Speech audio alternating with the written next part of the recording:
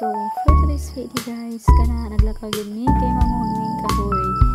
Kana kahoy nga giwitwit na mo para na sa among gitabangan nga balay.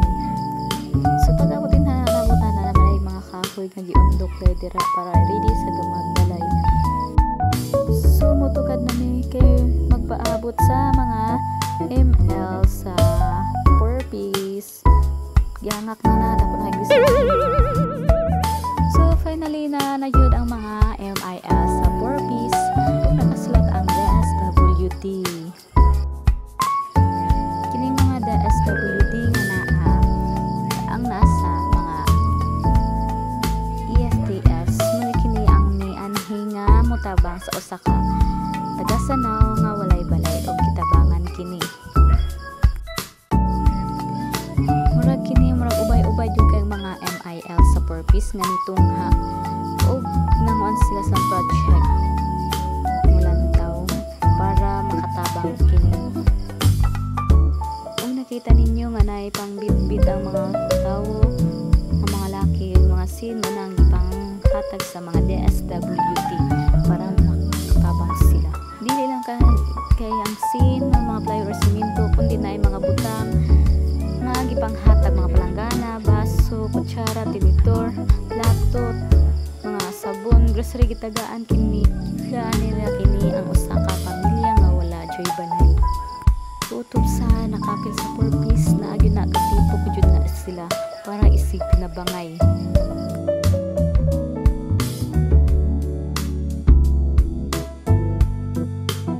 Ug karon nanugbong may kay magtukod ng sugod sa balay. Ug mulantaw ang mga FDS sa 4 piece. Medyo init yung kinidring na pita. Ganina yun ni. Napulaan yun yung pangitag payong kay init. Pati ang mga FDS. Wa na yung mga FDS. Mas nainitan yun sila.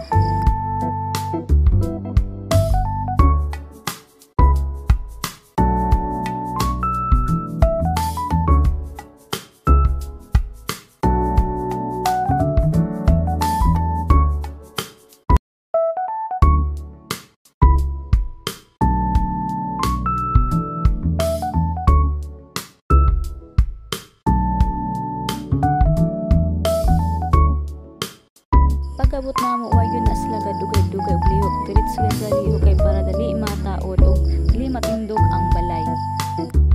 Kung kabayan mo dapat magtinabangay dili kay magkalunanay.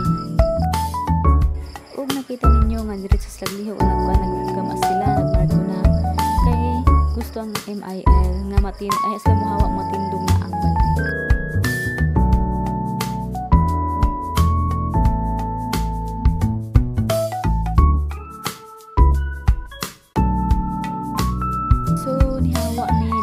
Kay magluto man nigpaniudto nila sa mga trabahanti didto kapoy biya siglihok nga di kakaon diba.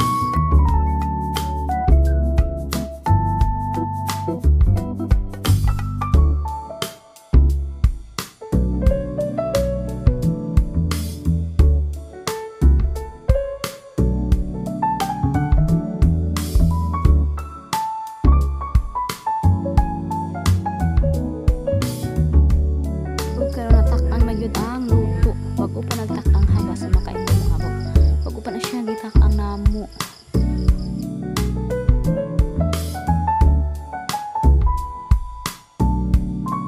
Lantaw na to ang nangdugas o kaldero kay maglungaw o balik og luto kay basta makulangan pa to ug karon kay wa mi gadugay-dugay kay humana maglutong pagkakaon. So ang pansit na po sa sudan na po minagluto kay oras na kaayo panggutom na ang mga trabahante yun dito. Sabi ang mga kusinera na mo dali na kasla presyo na kasla na kay oras na lagi daw ana sila punto na lagi daw basin daw malit pa daw sila sa pagluto ipanggutom ang mga tao dito. Kung karon naluto na ang pansit o diba kuyaw man pag humana mo og luto pag wait na ulit to natindog na yun ang balay na nanaysin nanay salog nasalga na jud siya guys dali oy. Syempre pag maraming dala ang pagkaon na ito kan mo po naglain pud mi gutom kay magluto eh. Syempre pakukog pag may sila dito kay Diyos man. So kami, ako, pagabuton jud ko naglangay-langay ni kaon na jud ko kay gigutom na kaayo ko di na madala ang kagutom.